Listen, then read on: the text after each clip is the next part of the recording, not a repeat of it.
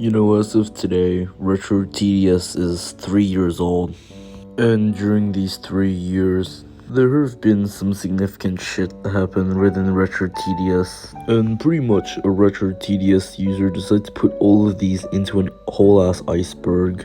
So in this video, we'll be going over the Retro TDS iceberg.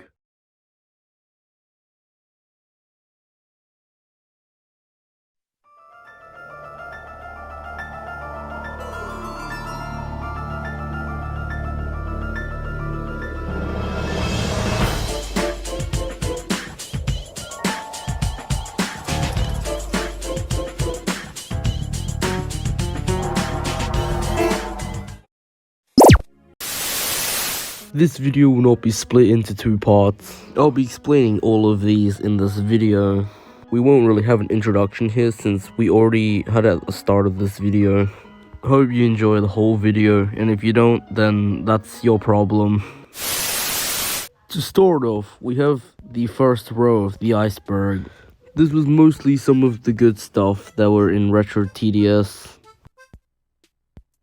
The operators is pretty much overpowered tower in Retro TDS. Originally, you had to get level 100 to get the operator tower, but it's unobtainable for now.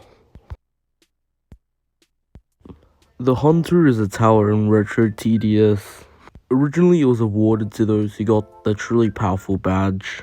It was originally a cliff tower, but they changed it to the Mega Update version and then reworked it as well.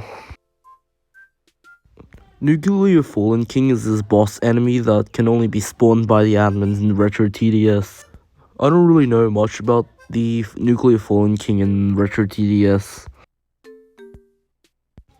Back in Halloween of 2022 in Retro TDS, if you went to the PvP section, you would find a commander inspecting a purple burger. The Void Ticket is this badge you can get in Retro TDS that will let you play the new Void event once it comes out in Retro TDS. To get the Void Ticket, you must find the Candy Cane Lane map and then beat Insane Mode on it. Defend the statues, this map in Retro TDS, it has 4 lanes. The base also deteriorates every second by 2 health, and the major bosses will spawn in every lane.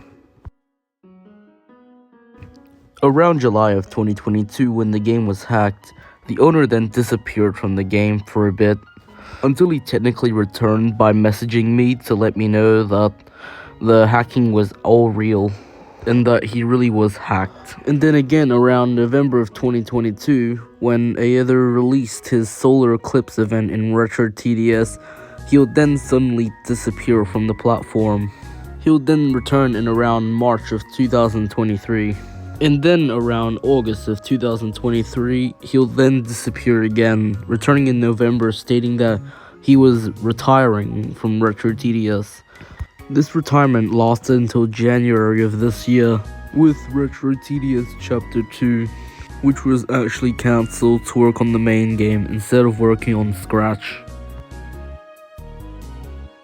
Around 2022, most content creators within Retro TDS were given their own promo code, and if some of these codes were used a certain number of times, the content creators that owned this code would probably get perks in game, such as admin commands or War Machine. Lord Catfood was previously this dev on Retro TDS. He is also a dev for Tower Blitz. But yeah, he was with Retro TDS since 2021. But yeah, that's all I know about Lord Cat shit. In 2022, Retro TDS and TDS Legacy merged Discord servers. It went on until Aether left the TDS Legacy Discord server in November of 2022. The Techno Tower was this tower in Retro Tower Defense Simulator. It was added around July of 2022, but removed a few days later, as the owner faced harassment over this tower, which led to it being removed from Retro Tower Defense. Yeah, that'll be it. Stay tuned for part 2.